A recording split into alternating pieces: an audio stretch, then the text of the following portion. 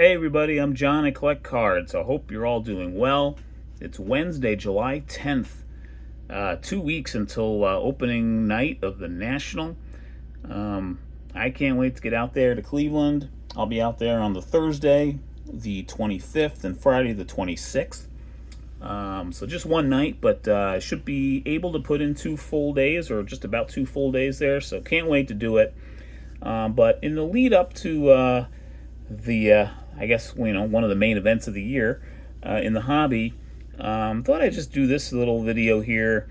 I wanted to just trot out some cards and just show a few and just talk about them a little bit. Nothing too major in this video, actually. The card you see in front of you here is a 1958 Topps Eddie Mathews, of course. I titled this video Cards That Have Really Grown on Me. All-Stars and Hall of Famers that, I picked them up because they looked interesting and were pretty cool, but, even more than when I picked them up originally, I've just, whenever I dig into my raw boxes or even go through some slabs, there are just some cards that have just, I've just grown to appreciate and just like more than even when I got them to begin with, and I wouldn't have got them if I didn't like them. But these 10 cards I'm going to show have just really, they've they kind of have a special little spot in my, cards that I just really like. So I thought I would share them here and just talk about them for a little bit. Again, starting with this Eddie Mathews from 1958 Topps. I've got, let's see, they're all from the 50s, 60s, and 70s. Again, it's just 10 cards that I'm going to show here. I believe most of them I haven't shown previously. Some I have, but, I don't have anything new to share in terms of pickups in this video, although I will actually have one probably in the next few days. I have made a couple of pickups actually here pre-national, and I am going to, I look forward to doing that video here soon. But this Ed Mathews, I just really like the green backgrounds on these cards for the Braves. I don't have the 58 Aaron. I don't have the 58 Spawn, but those two cards are amazing, and I do hope to get them someday. Who knows? Maybe I'll pick one of them up at the National. I'll be doing a video most likely next week on kind of a plan, if you will, for the National. It's not a big plan, so to speak, but I will kind of outline a little bit what I'm hoping to do there. This Mathews does have a crease in it. That's why I've kind of just always, I have it in a card saver with the thought that maybe I'd actually grade it at some point, but I don't think I ever will. And what's good about the fact that there's a crease, it's actually hard to pick up. It's right over here somewhere. It's, maybe a little wrinkle or so. You can maybe catch it a little bit there. I don't even know if it's coming through, but it's a beautiful card. I just love it. The centering's fantastic on this card. So just thought I'd bring that one out. Eddie Mathews has some pretty nice cards in the hobby. His 1960 is a great card. I'd love to get that one someday. Two other 58 cards I thought I'd take out and just sort of show here. Again, these two cards have really grown on me over the years. And when I say years, and probably about 2 or 3 years since I picked them up. I remember getting these in my LCS that has had a lot of good 1958 cards. I got each of these for $5, just in a box of 58. They're low tier All-Stars, so he had them not like they weren't even top loaded. They were in. I don't think they were. I think they were just in the box. He had some really solid EX and better 58s, and that shop probably still has some left. But I've rummaged through it a decent amount, so I've probably gotten everything I'll want to get out of it. But these two Yankee All-Stars, Bob Turley and Bill Moose Skowron, I just think these are fabulous cards. Here's Moose here up close a little bit, off center to the left, but just the cool pose. And the All-Star design for 58, I just think it's one of my favorites from that 50s, 60s era of All-Star cards.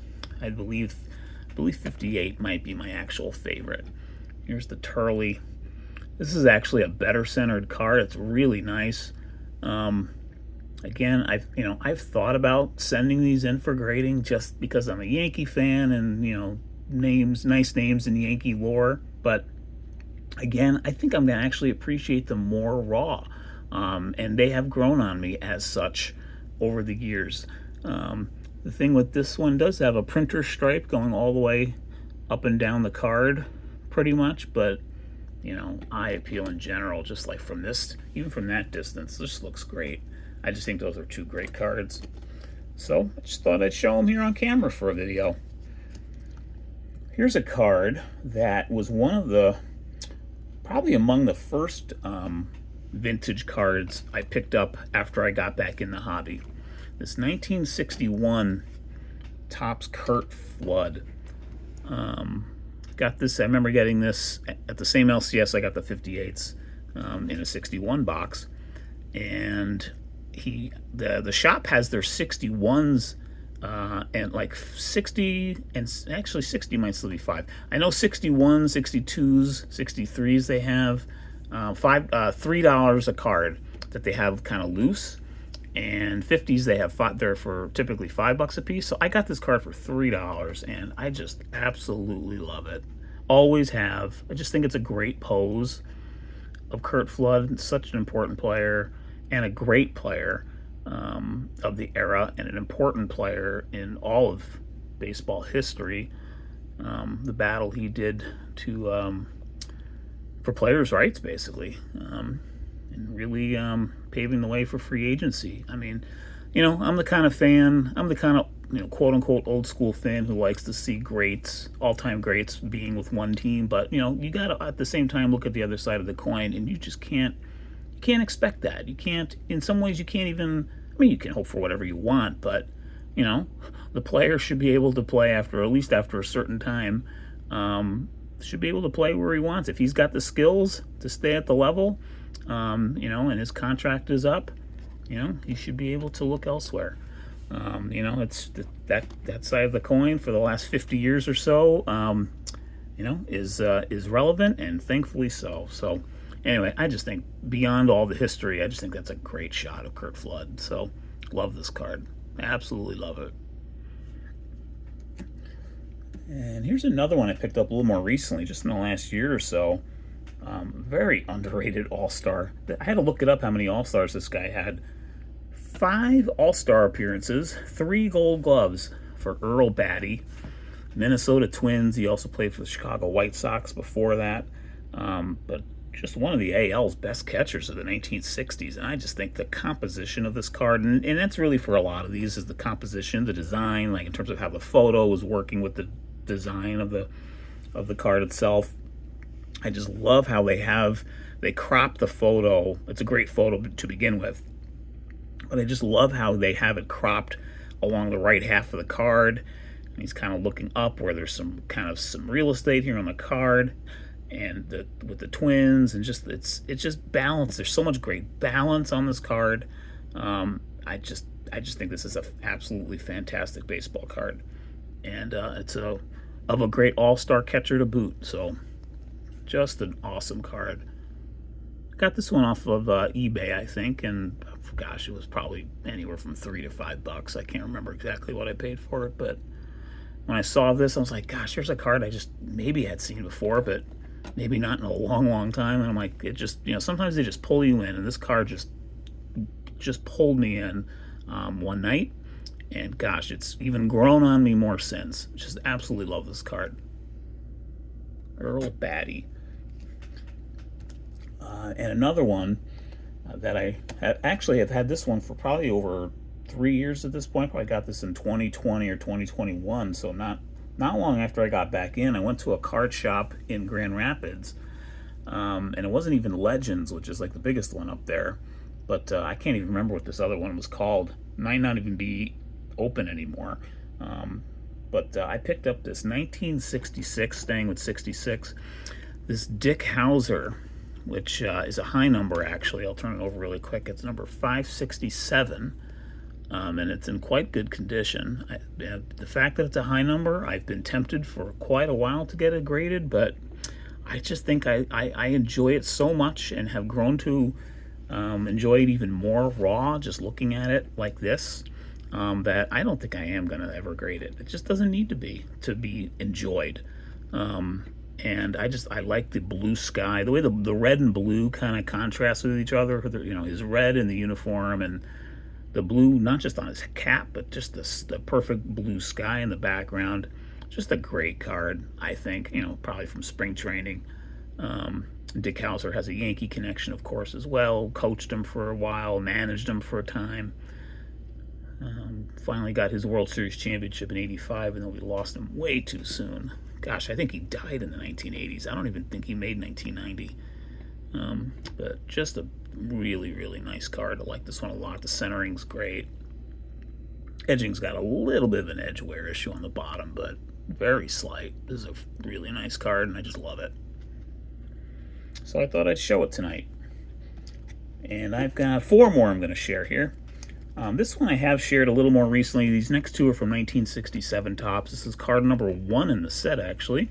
The Champs, the Baltimore Orioles. Part of me almost didn't want to share this in this video, given how poorly my team's playing and how they slipped behind the Orioles in second place now. Probably Boston's going to catch them soon at the rate the Yankees are scuffling. But this is just I was going to say fantastic and fabulous. It's a fantabulous card. There you go. Frank Robinson, Hank Bauer, and Brooks Robinson. I love that you got both Robinsons in the shot. Hank Bauer had such a great career in baseball. As a Yankee outfielder, very clutch hitter. And I think a lot of people forget that he managed the 1966 Baltimore Orioles. Earl Weaver was not there yet. Bauer was a World Series winning manager. I just think that's super cool. You know, the off-centeredness, like, I'm almost not even noticing the off-centeredness at first of this card, and that's what makes me appreciate this all the more. It's just a great image, just a great shot. I mean, Robinson's still in his, he's in the second half of his career, but gosh, he still looks pretty young in that shot. Brooks Robinson's, he's in the second half of his career. I mean, their rookie cards are both 57, but they're both in their prime, and just great smiles all around. This is a fantastic card. Love it. A little worn in terms of fading on the back, color-wise. Probably also on the front, but the brightness of it just more than kind of offsets any fading that maybe has taken place. Just a super cool card. Love it. Also from '67. This card has grown on me quite a bit. Even with the off-centeredness on this one too, I just really like this Lou Brock card. I got this at, so I have 2 LCSs here in my town here in Michigan, Kalamazoo area. And I got this one at the other one not the one where I picked up the 58s and the 61 Flood. I got this at my other shop in town. And I can't remember what I paid for it. It was probably like $8 or something. $8 to $10. I think $8 for some reason jumps out at me here, but it's like it's VGEX to an EX at best, but the off-centering is comes into play. But I just love his smile. I've always wondered like what ballpark this is. Now they're wearing, is it Sportsman's Park? I don't know if it could be Sportsman's Park still. I'm not sure. I can't remember what year Bush opened. But, the fact that he's wearing a red cap would suggest they're home. But then it also makes me wonder, is this like a spring training facility that they've played in? So that and I've tried to look it up, and I just haven't been able to find out for sure where this was taking place, where this photo took place. But I just think it's a cool photo. And the ballpark backdrop just pulls me in, which makes me forget about the off-centeredness really quickly, because I'm just kind of pulled into the picture. And yeah, gosh, I just really like this card. I've liked it even more since I got it probably about a year or 2 ago. There's a real nice Lou Brock card. The '67 set is really grown on me as a whole. I've got 2 more cards I'm going to show, and both of these are slabbed, actually. I got one from 1957, which I have shown maybe once before. It's my Dodgers Sluggers card number 400 from the 57 set. This card is only a 2 from SGC. The reason that is because if you look at Gil Hodges here, second from left, there's a big old crease going all the way down the card. You see it on the back too. It is there. It's a little harder to pick up actually on the back, but it's there. But just look at that card. I'm just going to leave it there for a moment. Look how well centered that card is. It's just, it's a beauty in my opinion. Crease aside, the colors are really nice on this. 57 Topps had such good shots at Ebbets Field, and this one, you know, one could argue is the best one. It's got 4 all-time greats on here, with 3 of them in the Hall of Fame. And Ferrillo, you know, won a batting title, had one of the best arms in the league as their right fielder for quite some time. Clutch hitter too. Just a fantastic card. I mean, that's Boys of Summer in a nutshell. It's not all of them, of course, but just love this card. I mean, it's, again, the fact that I knew it wasn't going to be anything better than probably a 2, and that doesn't even matter. But at the same time, this one I still wanted a grade because it's just such a special card. To me, this one deserved not only protection, but just the tuxedo treatment. Just a gorgeous card. All right, last one here I'm going to show in this video. I don't think I've shown this one before. I have this one in the slab sleeve like I did for Dodger Sluggers. I'm just going to keep it in there. I think it's okay. I picked this up, I think, on the last PWCC auction I did, and I have been on a hiatus from that from like a month or so ago, when I sort of was complaining about it, which was, you know, probably didn't need to complain about it as much as I did in that video, but it's still not my favorite platform, and hence I haven't really bought anything on there since. But this Dave Parker rookie card I did pick up in an auction from there, and I had to look up the price again. That's part of the reason why it's grown on me more. I only got this card for $13.20 out the door. I can't remember what the winning bid was. Maybe it was 11 or 12. 12. That would have been $1.20, 10%. Had to be a 20% markup, I guess. I don't know. I got it for like 10 or 11 bucks, and out the door was $13.20 after the premium they add. So, but you know, just at a glance, it's a really nice card. I mean, it's only a 4 because it's got a couple of things going on with it. If you look at it really closely, it's got a scratch right here on along his neck area. But you got to, you know, tilt it in the right direction to catch it. It is a little off center right. It does have a pretty bad fisheye up there. It's got a couple more little ones there. But just again, just at a quick glance, it's a nice card. And it actually does have a small wrinkle on the back too. Right over here. That does kind of show there. So it does have those kinds of things. It has those strikes going against it, but man, that's just a beautiful 4 in my opinion. That's a great card for a 4. So I was actually really happy to add this one, and 74 is not my favorite set. In fact, my least favorite 70 set, but I think the Pirates cards look pretty good in this design. The black and gold work, and you know, and for this particular card, Parker's rookie, kind of like the way the team name is right there, and he's got the gold helmet. Card works on a number of levels in my opinion. I don't have Dave Winfield's rookie card yet. At some point I'll probably get that one too. Maybe sometime later this year I'll finally get that.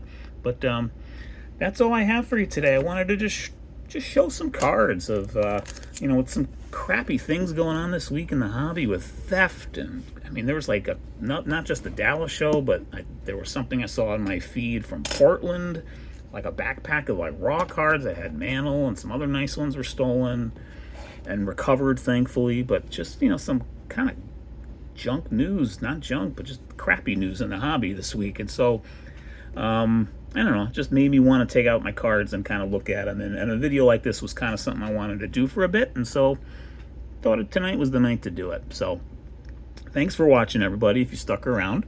And I'll look forward to talking some more on the next one and showing some cards. Take care, everybody, and till the next one.